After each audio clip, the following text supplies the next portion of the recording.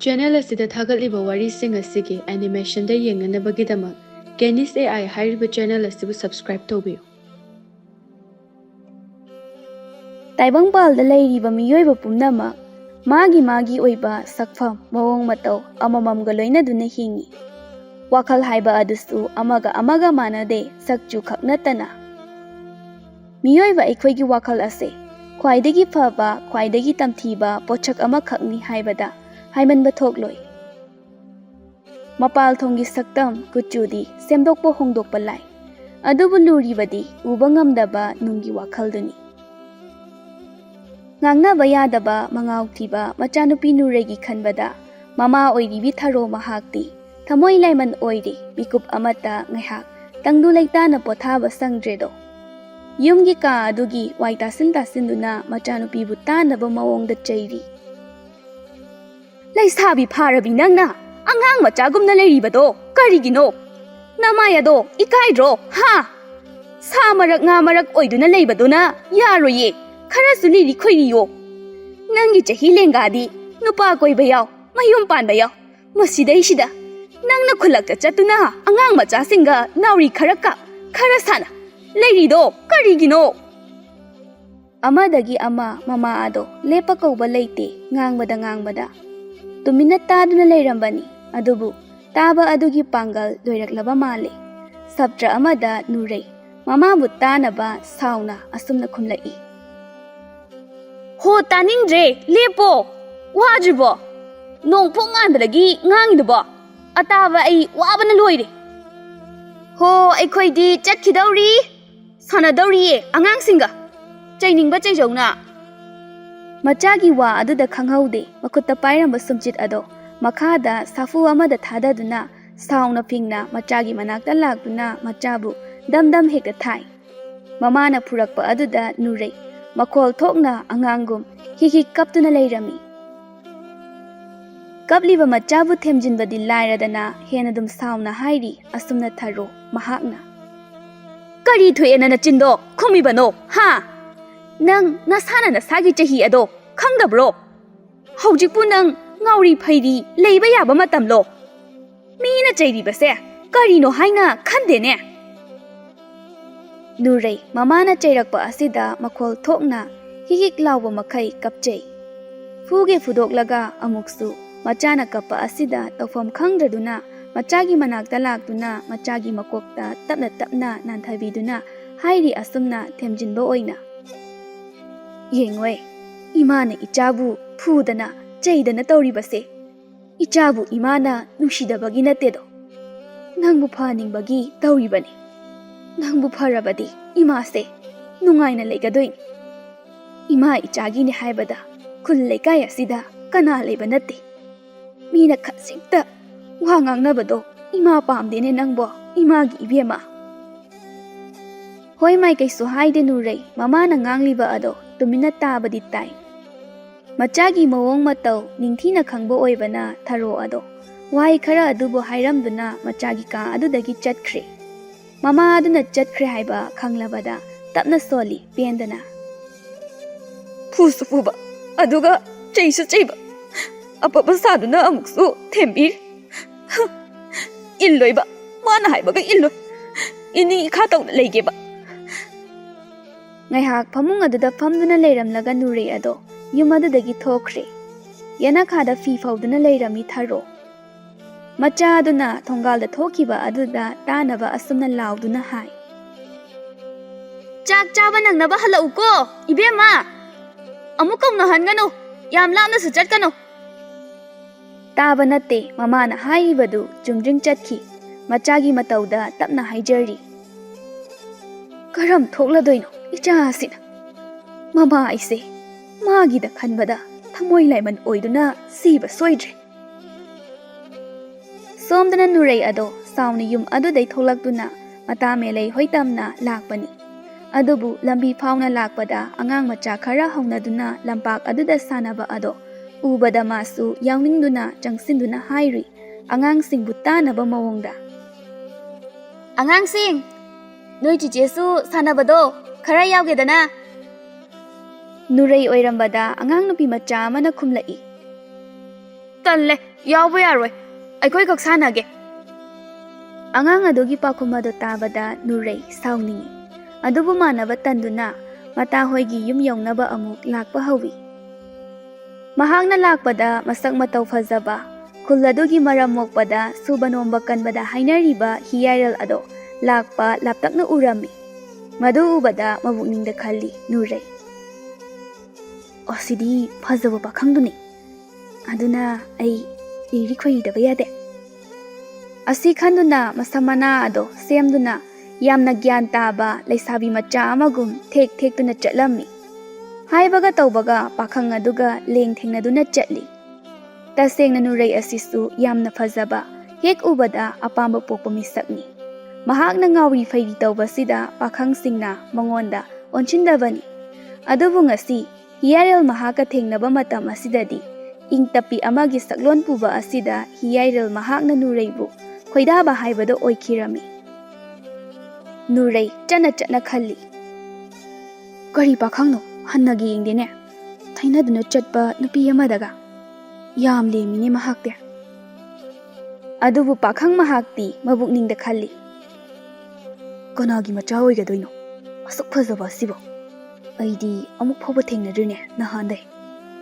Horendi swai lekai asida laktuna kanano karino mayumaduna karamano khangdokpana fai. Itawang len hauduna laklaki. Asi khandana mahakti asumak chatlami. Asum lakpana Nuray ado mata melai hoida yaurakle. Aduna matagi kada changduna phamongda phamlaga mataga punna wari tauduna leirami. Nachinthi haini hoi bema hek ubada thamoida tinglauba haibado oiko bikup adada aigi ngawi faidi tawbado swai mangki phagi nate madugi pakhangdo irang haujindaba yadre aidi mawang mandana hairakpaduda melai ado noktuna khummi yam thazade haiba aidi nangna asumnaga hairakani haiba nangse nupina haiba aidi kahbu kahururi is aigi itana pamjaba pokpa pakhangni ase achambadi mandeda aidi masakbu khangninge tawrise aduni khangde mele aidi namdana warasu madugi nupa aduda leirage khale ko asi haiduna leisabi anido amu makhol thokna nokminnei hauna nokpa adubu taraduna melegi mama ado makhoigi manakta lai aduga ngasidi icha Nuray se wakhal nungaiba mali yamna harauna ui kai pau nungaiba leirage ima hoisu khara khangedana mamagi wa aduna hena nokningba haibado oiduna hena noktuna leikhre matau aduda kaisu khangdana maya higatuna mama adusu makha rai khangraduna hangbane nokanu kaidawbage icha singoibo ima da hayo pharese hainingdraga ado nakhoise chawraklabani asumna langduna leiba yaba matam natene matam haibasidi khanghauroi melai mamagi wa aduda tapna khummi haure aikhoi imagi wa ngangbase chalomta ima nangida taningde hai ima na haise nakhoi khallaga hairibani aikhoi su leisarak boibana aina thengnarakpa awaba ado nakhoida thengna haningdraduna hairibani munna ta hoine aikhoi di kaishu khande thokpa lakjasani wabidi inkhallakpa matam asida khara langhaudana hayeng hanuraba matamda langba yaba nate ho aikhoi su nangna khaliba aduma khalle adubu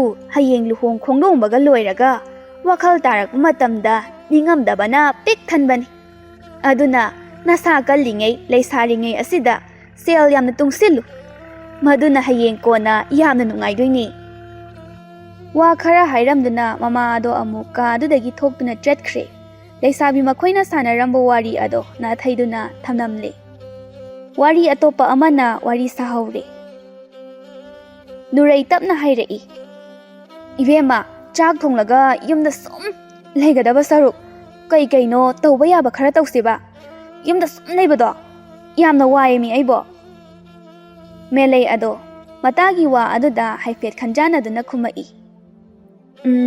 adudi mamangi chingyada chatuna Kari karino ensang oiba yaba amadi yonbadasu kanaba pochai thirusira.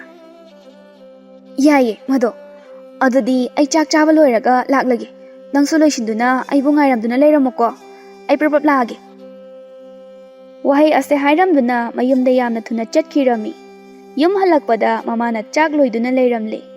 Machana matang chana halakpada machadi yengduna hairai. Chak chaba phawbadi kaunadredana. Nasana khangna halakledana. Natrabadi aidi chekshang ama paiduna. Leirak khulak aduda kwaikau kauduna nangbu thiba laklage taromlibani. Mamagi wa aduda sauningduna nurei. Mamada mamit faini yengi. Aduga mukut ado hamduna chagluk aduda famthaduna khummi. Mamagi wa adogi pakumoina. Imadina chaibu yolaga haraujabani. Yolo aise khara yamni yolo. Imani yon mandana nupa kananasu na chaise pambidre. Hayeng laibak thidana ainaga sitaba Leishabi aribi oiduna leiraba. Ima nang na chaibudi phatte haiganuko ima. Machanupigi wada karyamnaduna noi tharo. Mamana karyamnaduna nokpa aduda mamada saungna amuktang yenglamduna mahakti chak ado prapap chai. Mama oiribidudi karyamnaduna nokningba ado khangduna hairei asumna. Nasana asoiba adudi khangda. Nama aingonda amuk tainariba. Ha. Nokpu nokchaningdra. Nungaida ko ibema nangna nungaibase. Yengoi liri khoiriduna leirabada. Nupa kanana karigi pamloi. Nasak haire thiba nate. Nangi haujik leiriba nawongna taw adudadi. Nang nupa phangoi. Lepa kauba leite nurai su charamba adubu leptuna mamada yengna hekta khummi. Ho imana kari khangdana nabema ne aise nabema. Michi amuk khatpada nupa kaya kayani. Aigi itung asida lairen matung nga inmagum illise. Khara ngauri phairi leibasina nungai haiduna tawban. Ho aisu liri khoiriba hai. Leishabi ne aise Leishabi. Longningba saklon puningba saktam. Oningba itaw onba ngambi khangedana. Yare nanga manaba ngamba nate. Chakto amukta ingna charo. Amuk phunba dare. Na chin khumnaba honaringaida. Haina mama macha anido amu ngaihakti tumina chakado charami. Chaba loirakpagi matang aduda haurakle makhoi anigi lautanabido. Ahal loirakpana thabak ingkhang tawbadi yamna talli tharosu. Aduna machada noksinaduna tapna hairei. Ichadi khara ngawrasu. Imana haiba adum inbani. Aduna kolik lukhak makhaise loisiloko. Ho amuk themjinarano yengningdiye. Imagi nagun na chaina ningthina khangi. Aine kolikse prap loisilamduna meleiga puna chingyada chatoin. Kaidauba na khoide. Chingya aduda Leishabi na khoyani. Kaidauba chatke haibano haiba ha. Matam phatabane. Hare nacha ai yaurise udro. Nacha ai yauringaida kanana kari henjinba ngamdoino. Mama aduda khuppa gasina set hekta thajilaga loi. Maram chadani hekta thawai usitaba yabro makhoina. Machagi aduk thauna leina hairakpa wahai aduda mama ado nokchei. Aduga nokna hai. Nungaida ko ibema nangi punsise. Imadi icha pokpagi mahai yale. Icha nupa yaude haiduna nungaitaba phaude. Ichagi adugumba nawong adudani. Ima icha khak leirabasu. Laikai asigi minog changba nupa kana amana hanna yengba ngamdribase. Phare loishilo. Aduga chatkadi haibado chatlo. Thengna halakanu ko ibema. Mama ado asi hairamduna chaksang adudagi thokre. Mama na chatkrabada nurei prap chaiduna leiriba mayam ado loishilli. Loibaga kolik makhaido fengi. Somdana hiyai rel ngasai nurei aduga lambida thengnaba aduda chak toklaga matawanglen hoida lai aduga pau tamjai. Ibo na chinthi haini kupaza ma. Ai madugi nupido laudaba yade. Aduna horen numidang wairam amukta thiruseba. Nangna chingkaduna singchanba chasabado ayare halakpaga aina haibase amuk chacheba. Wanglen haifet wakhaldo munna khanduna leirami. Hairiba mataugi wa adubu tadabi munna asum khanduna leirami. Ngaya khallabagi tungda yam ngakna khangning ningsinglakpagum khangai hairai lauduna. Ai khangi da. Ai ba boire. Nangna hairiba nupi ado. Ai khangi. Masak yamna phazabi, ngauri phairi tawbi, nupa uba yadabi, tana dana phubi nurei habido. Soidna oiramgani. Hai. Madu nupido. Koi heiba yaba natene. Makok chakpani. Kaya da tayon na duna hairakpa wano. Wa asida hiyairal mahakti yaningdraduna khumi. Itaw, nangna hariba nupi ado oiramoi. Aibu mittangburone. Aina ngasai uba nupi adudi ingdape. Yamna liri khoiriba nupini. Nangna harido sungna nate. Wanglen haifet noktuna. Itaw di mapal kaya thoktabanina khangamoi. Aibudi khulak sa saduna yumgi makhada ngai aktang mo leitabanina khangi. Itaw na harido nuraini. Hoise, amabu oire horen tasengba adumadi khangase. Adubu ngasai aiga thengnaba adumadi phaje ngauje. Ngauri phairi tawrasu angaubi oramlabasu. Ai adumadi tasengna lauragani ta. Asi haiduna pakhangani dusu chingchanaba haiduna loisinduna jinglomda singthiba lai. Leishabi makhoiso lakduna jingyagi thel aduda thiba yaba manamasing thiduna leirami. Thabak ama tawbadadi pukning changna tawbana nagyetta kari lei haibana chingba hanna yengde. Tanja asidani lamhenba ngausinabada maming chatpa lakpa ado mamanaba mathong huktaba khara haunaduna lakpado. Lakpa yu ngauri tawre. Thanglamba khongthang ado chap leptuna lakminariba nupa aduda onchinduna ngauri hairi. Hui, shh. Asidaisibu nurai natrane. Aigi mitchina rakaino. Shengnu ubangamdre. Mane. Nurai haiduni. Itaw, atay nupira karan darasu asimadi hawirnuko. Maching ama tawani asidi. Tho laubi Leishabi mana longsagom laba kai tara changna chabada loiroidaba lakpa engondabu kaida ngamdoino. Lo, ai laknagi. Loe, pakhangna Leishabida laknaba haibasidine. Mahosani, kanana thimbagisu hak leiti. Tawnuda lakba, yumda halasida nangwa. Chatkino hariba ado tadabi lakpa ado Leishabi aniduna leiriba aduda changsinki. Huntoktuna chatpa yaba natte lakminaba kaubana aduna nupa adusu soli innei. Piruk hektuna leirambi melei laptak lakpa aduna makhoi tamna lakpa ado ubada yam hainingdana nuraibu tanaba mawongda hairai. Ita nure asigi jutchadaba lakpa se aikhoina leiriba asida ngauri lei. Chalharasiba ayamna hinadi kijai haba masakse nangbo. Aduk langtaknana hairakpa wa adubu nurai mahakti kaisuna chungdana khumi.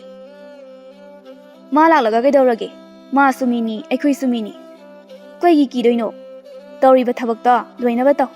Ngahak leiradi halase amuk hairani. Nuraidi pakhum ase pithoktuna nungaina leirami. Adubu melei mahakti phamduna hekliba adubu pukning changna hekpa ngamdre. Lakpana lakliba adubu amuk yeng. Nagyet aduda amuk kanagumba chatpra haiduna yengduna leirami. Adubu nagyet aduda kanasu chatpa ude. Matha saduna tawfam khangda leiringei. Haina hauzikti lakpa ado makhoigi manakta leple. Manak nakna lepa aduda meleidi. Onchinaba tanduna nakana amada leithoi. Lakpa chumna lepa phawba ngamdre. Thakiba wangleiyu ayakpa adugi mayaina masado mamang maning chingduna lepi.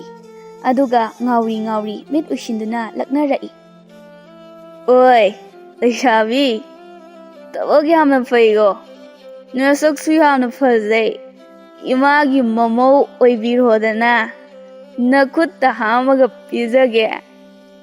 Nuraigi maching khangba meleidi lakpagi hainadaba adubu kaukre.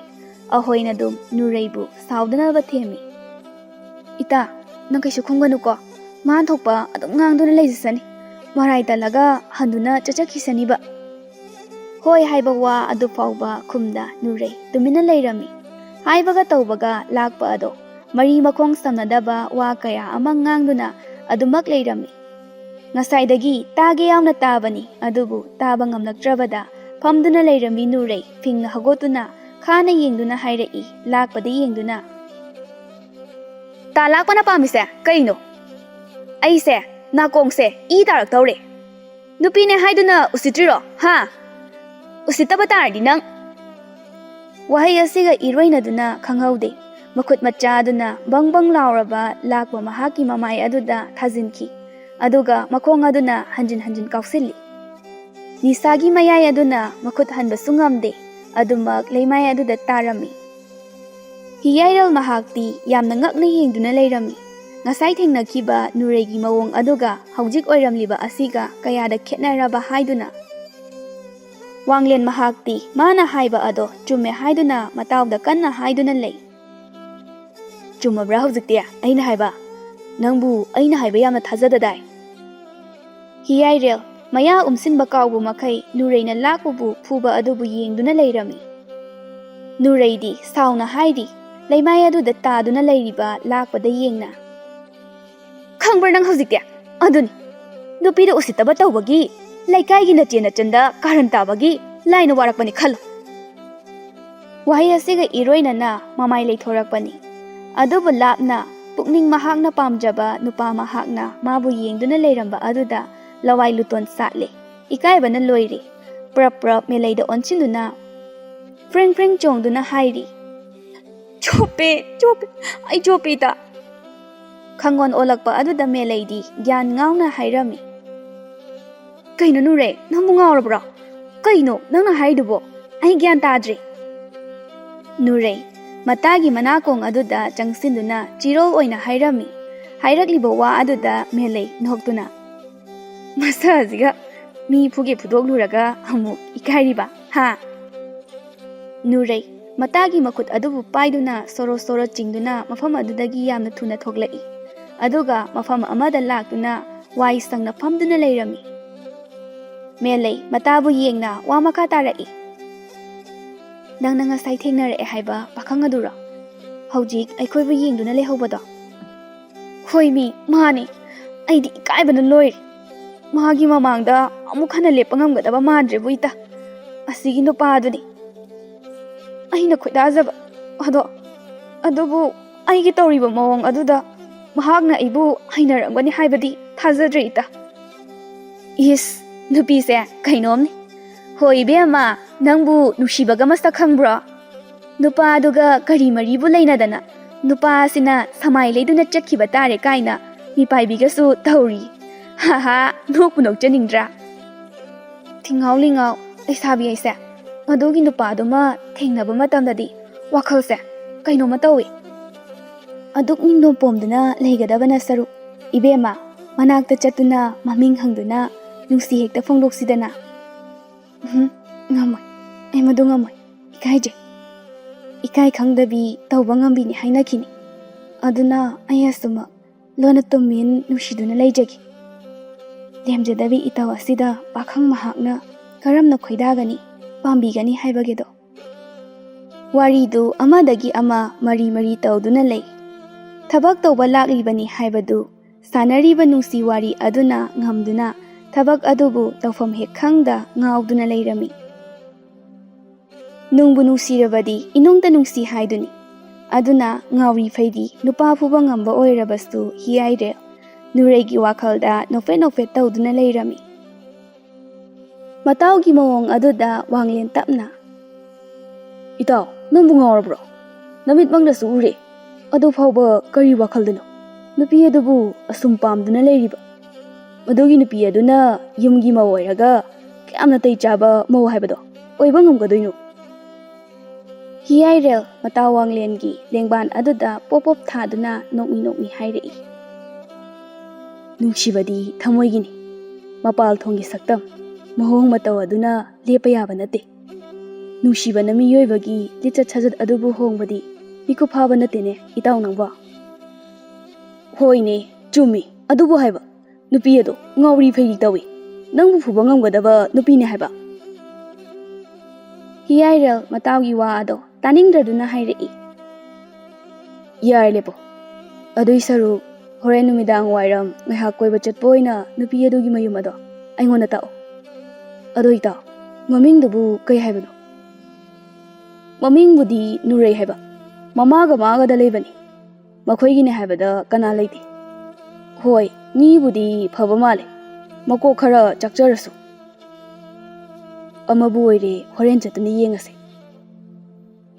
asi haiduna jingnung aduda koina chatuna sing adubu thirami matam hakti khangaudi nong thakta thoklamba numit ado tapna tapna leithakhibana haujikti chingyalomda leikhre numidang wairamgi matam oirakle leisabi ani dusu yumda halaktuna yumgi thabak pumnamak loishili miyoibagi chindi lepanaide amadagi ama mari mari sum ngangnarakpana khullaikai aduda wawa laure leisabi nureina masa phaba yurai chuba lakbabu thina furamla haiba ase asum ngangnarakpana pawase mama oiribi tharogi mana kong yaurakle aduna kuina leithaba ngamda pakhatuna yumda machagi manakta lakle aduga tahana machagi manakta changaktuna tariba pause kaino nang masida tawgano haiba natro ha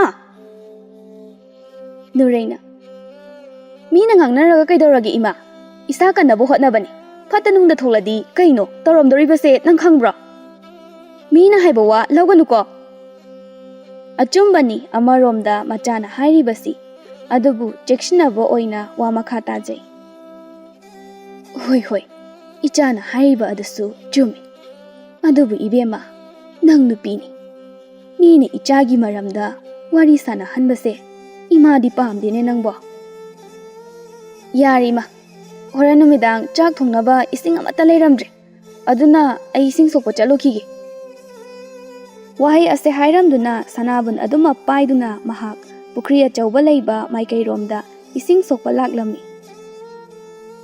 ngasaidagi leikai aduda chaduna mata bungaiduna leiba pakhang makhoi anido ngaijariba leisabi mahakna tholakpa ado ubada harauje aduga tapna tapna leisabi mahaki matungda ine nurei sukhangi pakhang aduna magi matungda inarakle haiba madu khangbada harauje mathamoida wanglena ai soida leiramagi nang manakta chatuna wari saro nang na haine habada hairagi yengo ado khara chekchina lepagadi leyo amuk khongpaknaga kawra adi pharak tagani yengo yengo ma aingonda adumaina kaisu tawroi maga iga thengnakiba matamda yamna liri khoiriba haibada oikhibani asi haiduna hiyairel nureigi manakta changsilli ising sokliba adubu pukri manakta leptuna yengduna ngaiduna leirami ising ado songna sokna wakhal aduda khalli leisabi mahaksu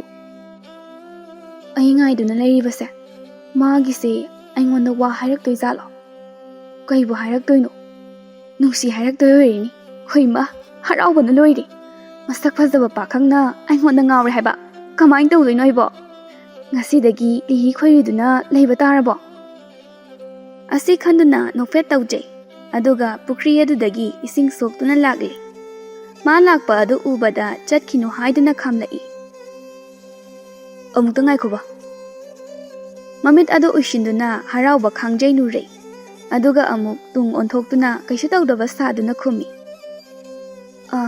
kari haige thabak yamna chinbibra aigang kai hak wari sa sahibabu nurei tapna khumi hoi numit tarakadorabani thabak pudi chile ado kai haige haibano hayo hekta yagani kyam kuini haibagi kaya da thotna mengna hairakpa wano ngasai ukriba aduga haujik uriba asiga kaya da khetnariba hiyairel tapna hairei khulbudi amato oire adubu lekai di punde aidi ngasita nangbu thengnabani adubu ngasita thengnarabasu ahanbu uba mikupta thamoi asida nangi mami takre phumduna thamba phongdoktaba thamoigi maichakta wai aduna ai nangbu thamoi sengna nusi haige tawani Nuray, pakhang mahakna hekta masamakta hairakpa wa asida tawfam khangde. Pakhum piba kakngawne. Chatpa sungamda, yengba sungamda, khumba sungamda, nontaduna leirami. Pakhang mahaktu tapna makha tarai. Miyamgidi khangde. Aigi oinadi nahakse. Saklon Yambi Leishabi amane haiduna ai haige. Nangna lawriba saklon kaya ase angakpani. Adubu ai nangbu thagale. Saklon Yambi Leishabi nakse. Aigi oijarage ba. Hoi haiduna nushi haibiramo. Nuray yam wana nupa mangonda yengduna khumai. Hoi, ayare. Asi hairamduna ikaina mahak chenjat chatuna laklami. Mikup asidagi hauna pakhang leisa animak thamoi kishi kinarami. Nurayna noktuna chatkhiba asida wanglen matawgi manakta laktuna nokmi hai. Itaw, nangse ngamdi ngame. Mina kina chatnariba Leishabi amabu nokhanduna chalhanba ngami. Yai ko, yai. Ado kaibu hairamagi. Nangna haigani haiba adubu hairabo nangbo. Hoi, hairi. Yaragli. Adunani mahakna harauna chatkribase. Laibak thambal sale itaw dia. Phare dudi itaw yumda halase. Asumna numit asidagi hauna Nuray hanagi yamna manadre yamna ole yamna homi. Ngauri feiri tawduna leiba wangang thina ngangba ado tawdre. Ing tappi Leishabi macha amagumna leirami. Machana ahongba kaya lakba asida mama tharo ngakjay. Amadi haraubasu phaujarami tasengna. Nongmagi matamni. Tharo machagi manakta changduna hairami. Yengoy. Imagi Nuray. Nangse hanagi yamna manadre. Hayo. Ichagi nushinaba nupaga leirabra haiduna. Amukta imada nangbo. Ikaiganu kaidobag nangbo. Ichagi luraklaba matamda. Watana doise. Imagani nangbo. Nuray mamana asumna themduna hairakpa asida wari pumnamak mamagi mafamda lirami.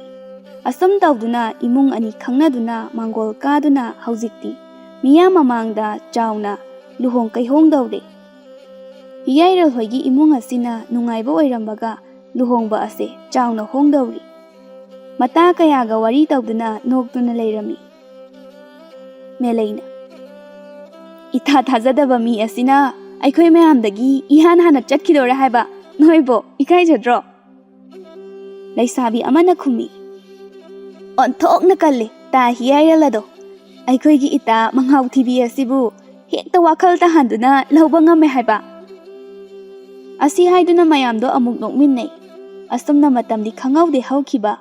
Nongmadagi nini dagi humni hawkhibana hawjikti. Miyam khangna luhongle. Asum tawduna nongdamba magi nongdam kholde hiyairal amadi Nuray harau tayamna ingna chikna leikhirami.